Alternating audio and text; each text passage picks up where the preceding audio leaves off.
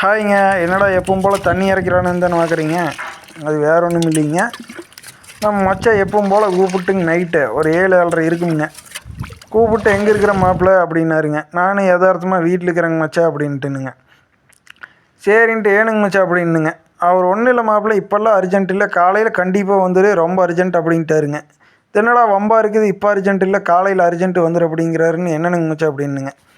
அது ஒன்றும் இல்லை மாப்பிள்ள, தக்காளி கேட்டில் கயிறு கட்டிகிட்டு இருந்தாங்க, கம்பி அடிச்சிருப்பாங்களாட்டிருக்கு, உடச்சி போட்டாங்க மாப்பிள்ள. அது கண்டிப்பாக வந்து காலையில் ரெடி பண்ணி கொடுத்துருங்க மாப்பிள்ள, தண்ணி வாய்க்கிறக்கு வேறு வழியே இல்லை அப்படின்னாருங்க. நானும் 5 லிட்டர் போசிலையுமே 1 லிட்டர் மருந்து டப்பாவிலையும் மாற்றி மாற்றி இறச்சி ஊற்றுனுங்க. கிணத்துல விட்றாப்புல ஊறிட்டே இருக்குதுங்க தண்ணி.